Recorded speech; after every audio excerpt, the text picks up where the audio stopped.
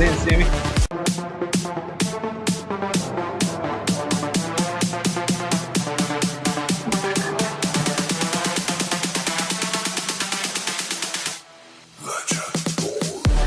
Good evening, everyone, and welcome to another exciting edition of Partner Picks, where perfection is a work in progress.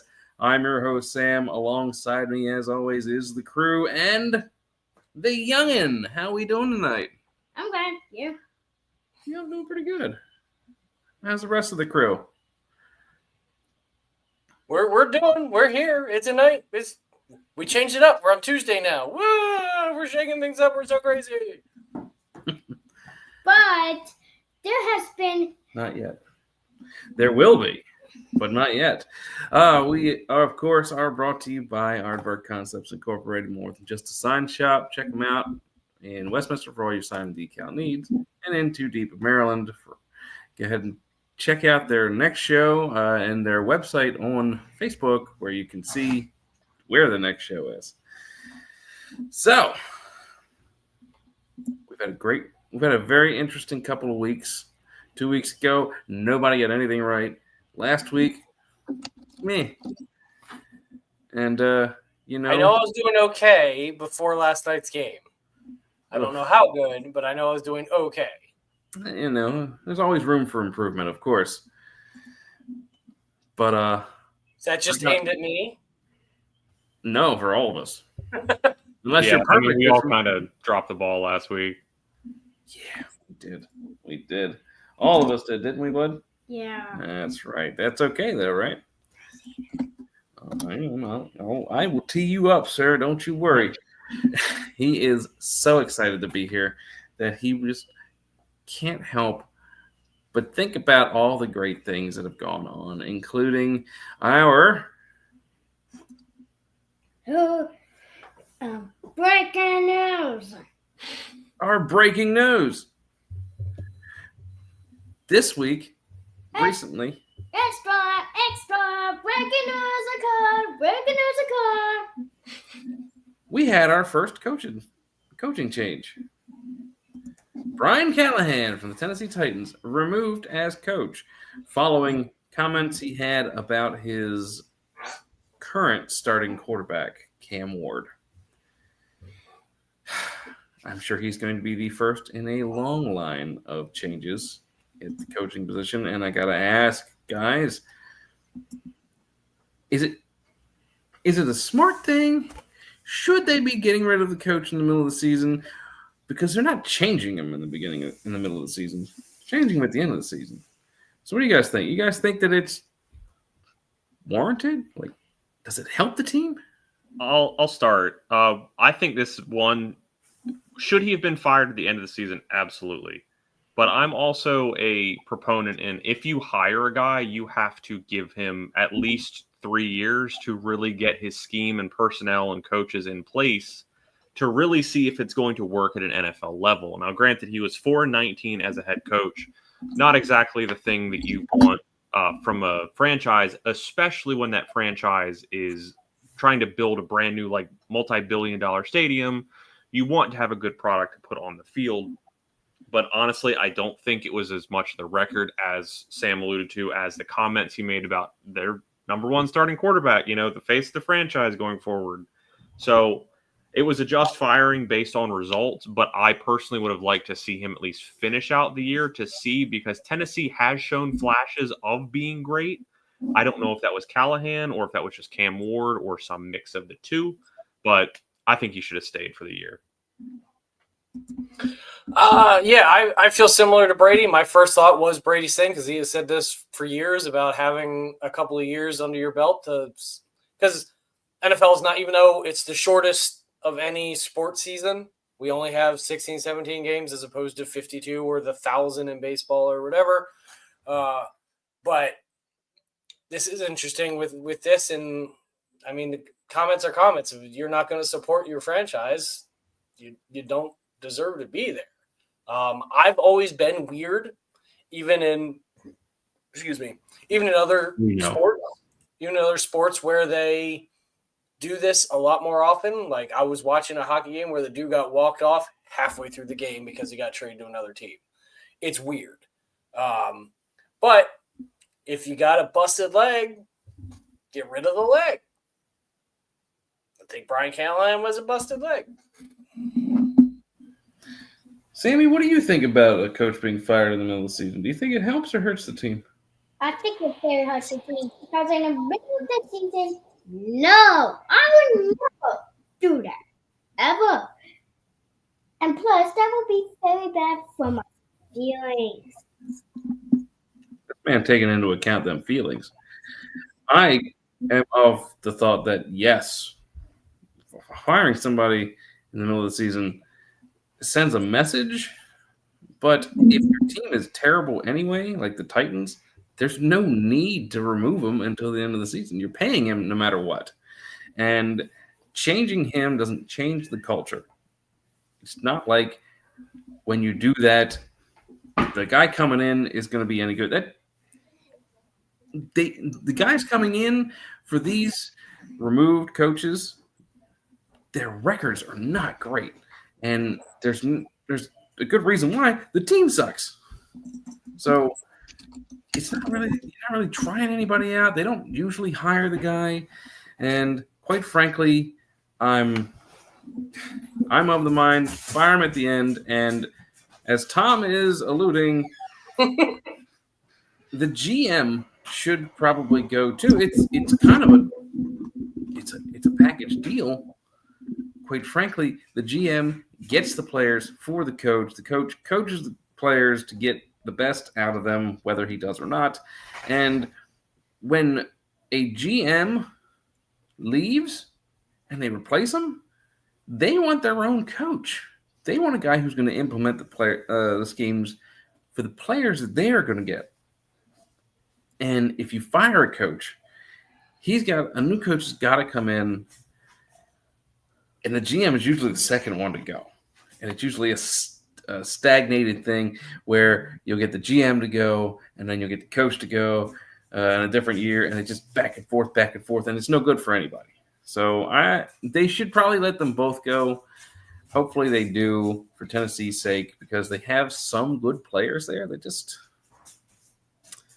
they need to change. I got a backup question. Ooh. Is there any other coaches we think are on the chopping block? Ooh. That's an easy one. I mean, God. it's hard not to look at the Baltimore Ravens and John Harbaugh and not think that he is on the chopping block, as well as, a couple of these other coaches, like the Jets. I mean, what is it? Todd Bowles? Is that no, not Todd. Aaron Glenn. It's his first year, if I'm not mistaken. It's his first year, but they're 0-6. And it's hard to justify the same things that we have said for other coaches when you have a winless season. I mean, even the Detroit Lions, their excuse of being 0-16, they still had Calvin Johnson. And it's hard to say that if they go 0-17, that they are going to still have the same coaching regime going into next year. All right. Well, and like with Harbaugh, when we're talking about Harbaugh with the Ravens, like I actually heard them boo him at the end of the last 2 games. So it's not going well for him. And I've been a defender of him. A lot of Ravens fans have called for his head for years. But Ravens had everything going for him going into this year, and they just haven't shown up the way they need to. So I feel like some of the games are closer, and maybe the record doesn't quite reflect the way they've played. But without Lamar on the offense, we just can't get anything going. So I am of the opinion that the next one to go is probably going to be at the end of the season. Yeah, they're probably not going to do the same thing as the Titans, and I think it's going to be probably the guy down in Miami, who is Mike McDaniel. He's lost that locker room. He's lost it, and they are not going to get better with him at the helm. So I think Harbaugh gets one more year. I have a hard time seeing. And that's I'm why with Tom. I'm with he's Tom fired here. this year. I can't see, though, when you have arguably the best player in the NFL and you are constantly not making deep runs in the playoffs, that he survives another season. Because it's either going to be him or Monken or clean house. And I think Harbaugh has had his 18 years and he's still riding off of 2012. And we're 10 minutes in. We need to move on. Right. I mean, because then you open a whole new can of worms with Mike Tomlin. Mm-hmm. That was Mike Tomlin was one of my thoughts. That's why our thumbnail. I'm doing thumbnails now. Woo! That's why I put the Steelers on the thumbnail. Because I feel like he's on that chopping block. Like, he hasn't recovered since Roethlisberger left. And I feel like the Ravens are suffering under the old Peyton Manning Colts syndrome. They drafted who they wanted because Peyton Manning made it better. But look at the difference when Lamar's not in. So if your whole scheme is revolved around one guy, granted he's a leader, you got to have the next man up. And I don't think they got it. All right. As was alluded to, we have spent a lot of time on this particular topic, and we're going to move on to our current standings. Let's take a look. Sammy, a little bit of a rough week, but you're still looking pretty okay. Tarek's sitting in third and climbing his way up. I have the highest record for once. I'm going to ride this high the rest of the season. Do you remember week 6? I remember week 6. I remember. I landed a plane on the Hudson. Anyway, let's get into our game of the week. And I think the one that I picked at the beginning of the season probably would have surprised a lot of people. And that is Rams versus Jaguars. That's right. The Rams versus the Jaguars. What do you think about this game? I think it's going pretty good because I got the Jaguars. I hope everyone got the Jaguars too. And the Rams, I think they might need more teams. Okay. What about you guys? What do you guys think? So this is an interesting one. This is one of my back and forth. The Jags, they look good and then they don't look good, but their record's pretty well. This looks pretty evenly matched up. So I've got the Rams on this just because the spread has them, I guess, a lot more. Yahoo's got it at 75-25. I think this should be a really fun game to watch. It depends on which version of the Jags and Trevor Lawrence and his Fabio hair show up. But I'm going with the Rams, so we'll see. It looks like the Rams will headbutt that Jaguar in the face. See, I think the main thing about this game is that it is being played in London, where the Jaguars have always had a home game, I think, since the inception of that. So they are completely used to the travel and things like that, and their coaches and the front office on down knows how to get the team ready to play over there. And the Rams last week, unfortunately, Puka Nacua has a high ankle sprain. He's set to miss a couple of weeks, so their number one target is going to be down.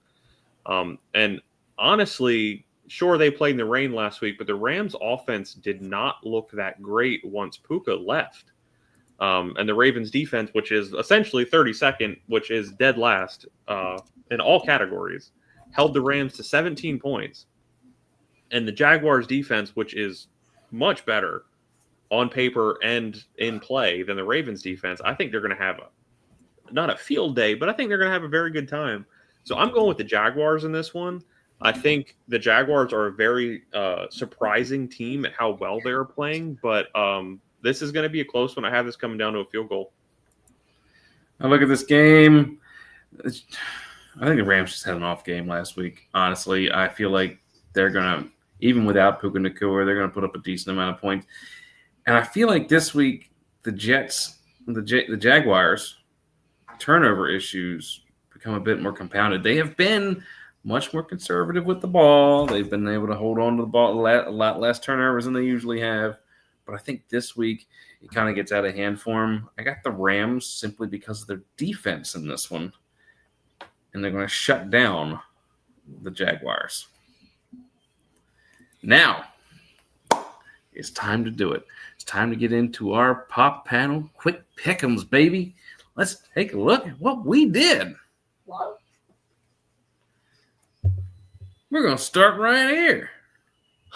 You know, this maybe Jess is just like the lost boy on this one, but seeing her pick the Bengals after the Bengals look good based on the final score, but all of their points were in the final minutes, and I can't see a realm where the Pittsburgh Steelers defense, which is playing out of its mind, does not just completely remind Joe Flacco that he's 40 plus years old and realize that like he doesn't have a sanctuary behind that like O-line. Well, thank you for that, Brady. Just make me feel completely ancient. You're also not a professional athlete, Tarek. If you were, I would advise you against not playing quarterback with the Cincinnati Bengals offensive line. Because like even in the sunset of his career, Joe Flacco is having a good-ish year. But I would, as your friend and confidant, I would tell you, don't do that to yourself. I'm glad you care. Listen, this game strikes me as, because there have been upsets all over the board all year, and quite frankly, this strikes me as one of those games. Joe Flacco looked okay towards the end of the Bengals game last week, and to be fair, he had like 3 days to practice with these people. So he's getting more time, and he's got these great receivers he's going to be able to throw to. I feel like this is one of those weeks where it just happens. And the Steelers come back down to earth just a little bit. One can only hope. Yep. I mean, yeah, I don't want to answer either one of those, to be honest. I hope they tie. We'll see what happens. All right. So, pretty well clean slate. However, I can see where the Titans might beat the New England Patriots. What do you think? Yeah, I think they will. Anyone else? I will say one of these that I flip-flopped on was the Eagles-Vikings game. The Vikings are coming off of their bye, potentially getting J.J. McCarthy back, and the Eagles have not looked the greatest this year. I mean, they're kind of living with the memories of, hey, we won the Super Bowl, and they just lost Zadarius Smith to retirement mid-season, which is the second player this season who has signed on to play with the team and said, okay, never mind, I want to go home. So I think the Vikings very well could surprise Philly in that game, but I don't know. That is one that come Sunday I will probably change. Oh, you're gonna pull a Jess? Yeah, I'm gonna pull a Jess. He's a flip-flopper. I gotta be the comeback kid this year. I mean, it's fine. I just need to find a flip-flop somewhere. I mean, we found the one team that the Panthers would beat. Well, they are the surprise in the NFC. I mean, they're 3-3. They have played really good football ever since. I mean, unfortunately for Chuba Hubbard's career, ever since he got hurt, and Rico Dowdle has put up back-to-back 200-plus all-purpose yard games. It's hard to say that the Carolina Panthers are going to lose to a team that plays as bad football as the Jets, especially with Garrett Wilson being probably out this week with a back injury. I almost picked the Titans simply because I feel like with the changing coach, there's a little less pressure on them. And I just don't believe in the New England Patriots. Just don't. My problem is I watched the first drive of Tennessee last week, and 2 of the 3 first offensive plays were screens behind the line, one to the running back and one to a tight end, literally in the exact same spot. They didn't even flip it or anything. They were in the same play. Don't get me started on offensive plays when I see professional teams that don't know how to spread the ball around to get a defense to jump on something. Like, you're right. I'm not a professional athlete, but I know from playing football for years and playing Madden and everything else, you run to bring and throw short to bring him in, then you can throw long. And I just see the same plays over and over and over again. And I'm reminded of the days, Sam, when you and I were at Damon's picking throw short right, and clearly these head coaches did not do that. I remember those days. They used to have this little electronic device where you could predict the play as you went. You got graded on how well you did on predicting plays, and we always led the pack. We had too much fun with that. Yes. Let's move on. So, of course, the hardest one in this one probably was the Colts and the Chargers. However, I feel like the Chargers win this one. I feel like the Colts they have an off game. That one's flip-floppy, but also I'm surprised to see that we all picked Dallas over Washington. Me too. But Washington, like we kind of mentioned it last week, that Washington really hasn't looked like the world beaters that had the horseshoe up their you-know-wheres last season. But Dallas has just been, frankly, playing down to their competition and letting these teams that arguably should not be competing as much as they should with Dallas stay in these games. But back to the Indy Los Angeles game. I think that's going to be back and forth. The only reason why I really picked that was Jonathan Taylor. He's the number one running back in the league right now, and he's having a phenomenal career. And Daniel Jones is having a career resurgence. And I don't really see Odafe Owe, who was picked up by Los Angeles before last week's game, really having a big impact for pass rush. So, but that's probably going to be, honestly, the best game this week. Yeah, I flip-flopped on both of those games. Colts, Chargers, I think I've talked about before. They've always had a weird history. It's not quite a rivalry, but it's been something that it's always been a hard game for the Colts. It's always a down and dirty game.